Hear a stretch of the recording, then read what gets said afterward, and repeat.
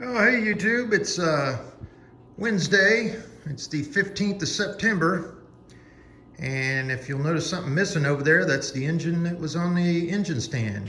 It is now at the machine shop, along with the pistons and the connecting rods to see if that block can be re-ringed. And obviously have them clean it up and everything. And it was dropped off Monday of this week. What was that, the 12th, 13th? And so we should hear back in a couple of weeks here. They're gonna clean it and then measure everything and then let us know how far we can go, whether re-ring is possible with a light honing, or if we'll have to bore it out and go up, I think, 20 over or so. But we'll wait and hear back from them. Everything is done here on the transfer case, transmission, and bell housing and emergency brake. Got all the gaskets in there, all the seals. One exception I need to do, when I was putting on the transmission mount plate and the actual the little hardened rubber mount that would mount to the frame, I noticed when I was holding this with the rubber gloves and painting it, missed a little corner there, so I'm going to blast that with some paint just to keep it protected and keep it from corroding. But everything else has been painted and sealed up. I did want to share that on the rear, I believe they call that the bearing cap. This fitting here that goes between the transfer case and the emergency brake, and it actually holds the seal for the yoke. There was no gasket, but what there is there's shims. So I cleaned those shims up really good, and then I used copper gasket maker that in the spray can, just to prevent any future leaks or anything like that. And then I used just a very, very, very light coat. I mean, just basically a smear on there, and then with my finger, but I used some RTV on both sides of the paper gaskets on this rear seal or gasket for the transfer case. Everything else is sealed all up. You'll see the remaining components here.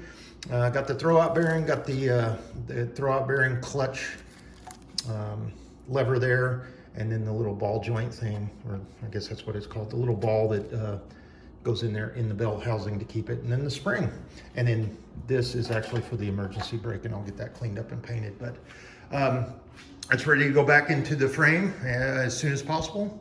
And we're still waiting on the ring and pinion, replacement ring and pinion for the rear axle. Got the seals, got the brand new castle nut, and got the oil slinger and the paper glass gasket sitting here. And then the, I guess they call it the inner pinion bearing, the one that goes in here. Got a brand new one of those waiting to come or be put in once we get the pinion and the ring gear. And so we'll dismantle that, get that right out of there, get it shimmed up, get the wear pattern set and the shims and everything, and get it back into hopefully the frame. And the hope is that hopefully the ring and pinion and a couple of other miscellaneous parts will show up here in the next couple of weeks. I've been talking a lot about the shackles for the leaf springs, the reverse thread, the left-hand thread for back here on the passenger side, and then up on the front drivers. That's preventing me from being able to put in the leaf springs and obviously the axles. The front axle is 100% back together, with the exception of the hubs. The only reason those are not on is because when I had help to actually take that axle off of our little homemade stand here, to get it down there and roll it up under the frame, I was actually waiting on the dual lock hubs, the paint to dry. So I'll walk over there in just a minute and show you those. Got those all back together. But I did want to show you also the replacement bell crank kit arrived, and what you get in is a replacement castle nut, the shaft, the two seals. I'm not sure if you can see that seal there, but that one, and then this one. You get a replacement driven pin, the thrust washer, and the two bearings.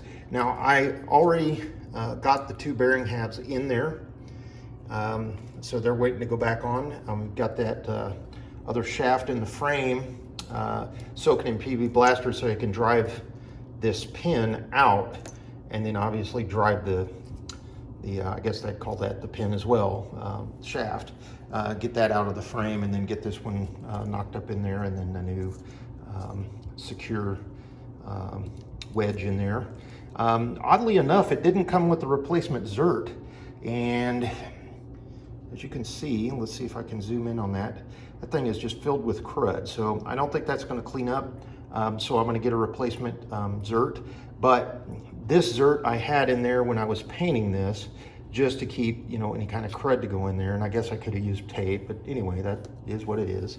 And these two seals here are for the inner axle on the, or inner seals for the differential over there. Finally got the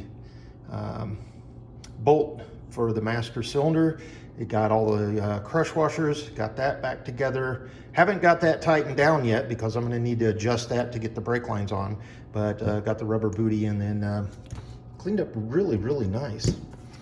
And then this is for the, that's your brake and clutch lever that will go between the frame and the transmission that rides on this little ball, which I did not paint, but it will be nice and greased up. And then I've got to get an umbrella seal for this, just to keep the lube that's going to go on there and there. And that's on the way as well.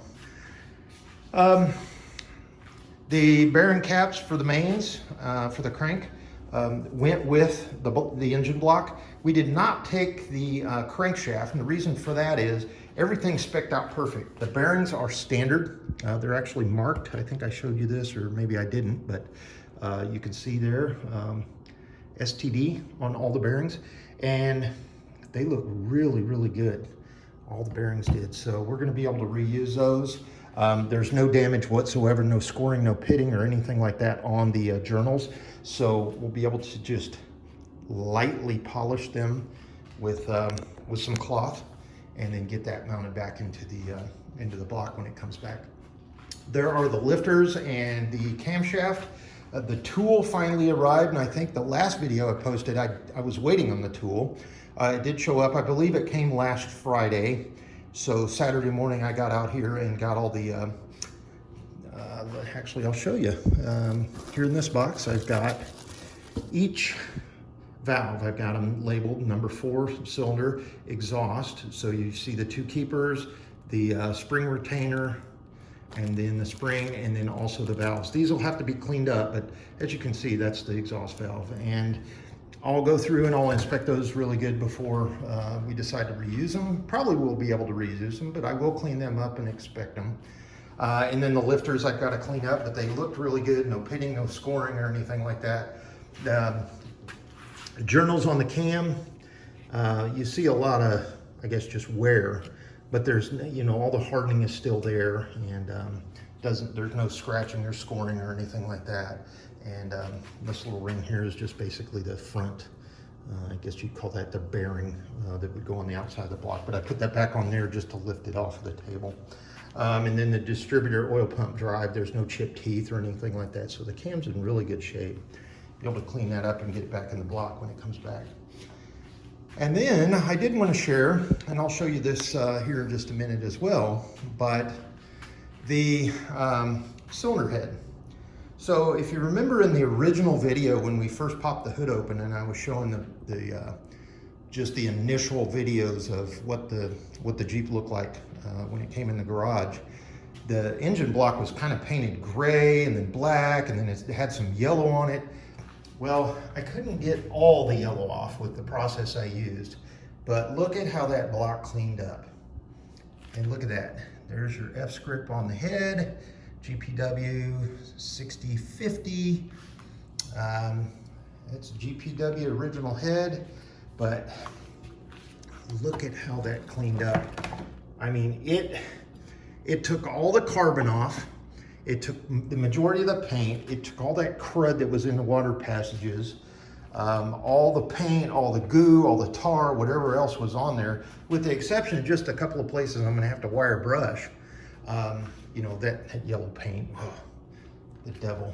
But it turned out just like that water pump. Now, I haven't done the crank bolt there, and I've got a couple of other items over on the table to do still, and that is the front engine plate that holds in the timing gear seal and all of that kind of stuff over there you see. And I've still got to do the kind of, I guess they call that an oil guard or slinger guard or something. That's the, you put the oil pan on, and then that kind of protects your pulley and your cable and everything up underneath the frame on the engine block. But anyway, I've still got to clean that up, and then obviously these two items here. But what I decided to do, instead of using a lot of harsh chemicals that are really hard to get rid of, you know, going back to the dump or going back to the city and saying, hey, can you come pick up this stuff? What I decided to do is use an old-fashioned, in my opinion, hot rodders technique, and that was to build an electrolysis tank. Now, I'm not recommending it, but it worked for me, and there's several videos out there. You could probably Google how to make one. It is a little bit dangerous. You're dealing with electricity and water, so be careful. But basically, just as an overview, what you would do is you get a sacrificial piece of metal, a piece of angle iron or flat steel, something like that. And then you actually get super washing soda, which is not baking soda. Baking soda is sodium bicarbonate. If you get this laundry booster stuff, it's called sodium carbonate, okay? So it's a little bit more of a base. So remember, on your pH scale, you've got your acidity and then your base, okay? Well, this, you know, a pH of, what is it? I think 7 is pretty much neutral. Well, 6 is exactly neutral. 6.5 or so is exactly neutral. I think our blood is like 7.2 or something like that. You know, just a little bit more acidic. And as you go up the scale, you get to the base, and that's where you have your sodium bicarbonate. So this is higher number than you would have with like your typical Arm & Hammer baking soda. So to back up, okay, you get a tub or a bucket or what you would like to use. I use that little Home Depot bucket over there. You get an old battery charger. Remember the old ones that had the ammeter that kind of went like this and showed you how much it was charging? And then you connect it into a surge protector, okay? Now, don't plug anything in, but you fill your bucket or your tub with water. You take, to be honest, I used about 1/3 of the box. I don't know exactly how much it was. I would say probably 2, maybe 2.5 cups of this washing soda. Put it in the water, mixed it up really good. Connect the negative clip of your battery charger to the part that you want to be clean. So in the instance, let's just use this head as an example. You would clip your negative battery charger right here, your clamp. You would put that into the water solution with the washing soda. Then you would connect your positive battery charger clamp to your sacrificial piece of metal. Angle iron would work perfectly. You would then put your angle iron into the bucket and kind of secure it to the side of the bucket so it's not touching. And then whatever you're cleaning on the other side of the bucket, you don't want to create an arc or a current between the two metals. You want to have a gap between there. A pretty good gap, I would say, just so it doesn't short out. But then what you would do is you would plug it in, and you want to use the highest amp that you can do on your charger. Usually about a 6 amp would be the best. That's what I used. And you'll see the kind of foam and the bubbling coming up, and then eventually over about maybe an hour, all of the oil and grease will float up to the top of that foam.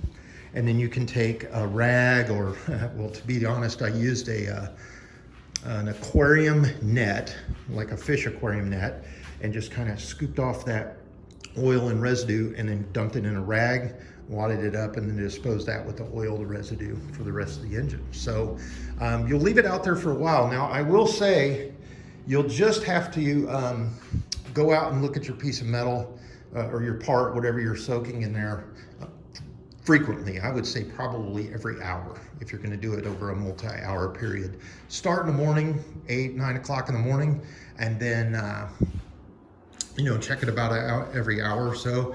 I personally unplug everything, let everything discharge, let the water cool down and the foam go away before I stick my hands in the water, just to prevent any kind of electric shock. And make sure you wear some gloves, some good rubber gloves. I use these chemical resistant, pretty thick stuff here. Not just like washing gloves, you know, like dishwashing gloves, but something like that. And reason being is that's exactly what will happen to your hands. It kind of, I would call it corrode, maybe caustic. It's very caustic, I think is the term. But so inspect your piece of metal. I started the engine head at about 8:30 in the morning on Saturday, when I was out here taking the springs and valves out of the block. I created my electrolysis tank. Started about 8:30 in the morning on Saturday, and that engine head took until 4 p.m. that afternoon. And over the course of several hours, each hour it seemed like a little more crud was just kind of lifting off. And it almost looked like if you have ever stripped paint from furniture, it was kind of bubbling up and wrinkling, and then you could just take your wire brush and just kind of flick it off. And the good news about doing that is you're environmentally friendly because, number one, you don't have anything to dispose of that's hazardous chemicals, you know, lacquer thinner, paint thinner, airplane stripper. Nothing gives off real bad fumes. This process does give off hydrogen gas, so make sure you do it outside and away from, you know, like an air conditioning condenser or any major outlets or anything like that of your home. And make sure your pets and your animals are far away. But, you know, just trying to be on the safety conscious side. But the good news is when you dispose of the water that's left over, it's basically just baking soda and water.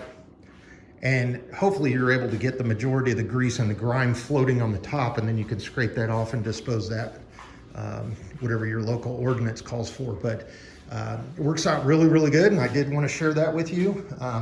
After you're done cleaning them in the system, the electrolysis tank, remove them, scrape them with a wire brush, a soft wire brush, and then while it's still wet and dripping, take WD-40 and spray it on it, because you will get flash rust. And what I mean by flash rust is you can almost see just a little bit right there, and that's just a little bit, okay? But do your WD-40. I've done it both on there, on the pulley, and also on the engine head. I will tell you right now, don't ever try to do anything that has aluminum in it. Aluminum engine heads, your distributor, you don't want to do that. You definitely don't want to do on the CJ2A, you don't want to do your exhaust manifold, because you've got your heat expansion spring here, and you've got all of the parts that actually adjust your heating for your carburetor, okay, for kind of your supplemental heat choke system. So don't put that in the tank, or if you choose to do so, only get the cast iron part in there, okay? And then anything that has a bearing that you can't replace, don't use, don't do that, because that's different metal. With the water pump, I went ahead and do it because we got a rebuild kit for the water pump that we'll be able to use, and we want to do that because somewhere on here is an F script. I don't know where it's at, but definitely want to reuse that. And like I said, I did want to show you the dual lock hubs.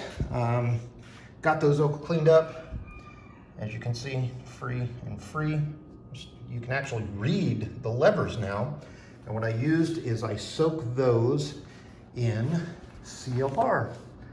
And, this stuff. Remember the commercials? But anyway, it's really good stuff. I just used a little, I think it's the 2-pint paint mixer cup, and soaked those in there, and then I replaced the rubber O-rings. I've got them all lubed, so they're all greased up in there. Got the C-clip back on, Got the gasket that goes in between the two halves back together. And then this gasket and this gasket is actually the one that goes between the hub and the axle. So when I get that axle mounted back on, then I'll be able to reuse those. But the reason that I'm waiting to do that is I've still got to purchase the security tab lock washers. I need 5 of them, and as you can see, I put them all in this one bolt, but they're basically just a ring of metal. There's no locking tabs anymore. So I'm not sure if I can go to Ace Hardware and find those, or Home Depot or Lowe's. I'll try that, but if not, I'll have to purchase some of those through the parts supplier. The timing gears. I'm not sure if I showed you this the last time, but if you look at this gear, I hope the light is good enough. Let's see if I can show you. There is pitting and chipping all over those gears. Let me see if I can find a good, there you go. Have you ever seen gears like that? That is bad. That is some crud got in there. It was metallic. It just grinded up those gears. So I'm not going to be able to reuse that. So timing chain kit is in order, and we're going to have to get that back on or into the block when we get it. And let's see what else. I did leave, if you remember the engine block, I did leave the remainder head studs that didn't come out with the head nuts. For some reason, some of them came out with the nuts when I took them out, but there was, I think, 5 of the studs that I got the nut off, but I couldn't get the stud out of the block. So I left that to the machine shop to do. So we're gonna replace the engine studs. None of them were F-scripts. None of them showed any GPW markings or anything like that. The F-script we found was actually on the engine block, which is really, really nice. So it's obvious, there you go. It's original and ready to go. So that is the update for this week. It will be a little while before I post another video because I am waiting on parts, and I'm pretty much at a standstill on what I'm able to do other than clean and prep. So an hour here, hour there really doesn't benefit you all by seeing, hey, I just cleaned the lifters, or I just cleaned off the camshaft, or I just cleaned off the crankshaft or something like that. I will wait until I get all of that stuff done, and then I'm ready to reinstall it into the block when it's back on the engine stand. So we will talk to you probably in about a week. If not, the next 2 weeks, I'll try to publish a video. But I did want to thank you all for watching. Thanks for the subscribers that have clicked that subscribe button. I appreciate it. I hope my videos are helping some people. Just seeing the overall process. I know I'm not that technical on showing how to do things, but I do show you what I've run into and some of the things to look for as you're disassembling or prepping to reinstall, and then actually overview of how to restore a really cool classic vehicle to a level that the home person like myself could do in their garage. And you're not destroying anything that will prevent it from being, a higher level restoration if someone chooses to do so later on. Obviously, as the paint and the sealer, the rust sealer loses its life cycle, someone in 10, 20 years from now might want to come back and redo this process, but hopefully what we have done has protected the history and the overall construction of the vehicle, so it's not just going to disintegrate and rust and turn into flakes, and someone not going to have to go back and weld an entire piece of metal, or and then of course with the bearings and the seals being replaced, it will actually be a drivable, usable vehicle if that owner chooses to do so. So more to come. Thanks so much, and take care. Be safe out there, and we'll talk to you soon.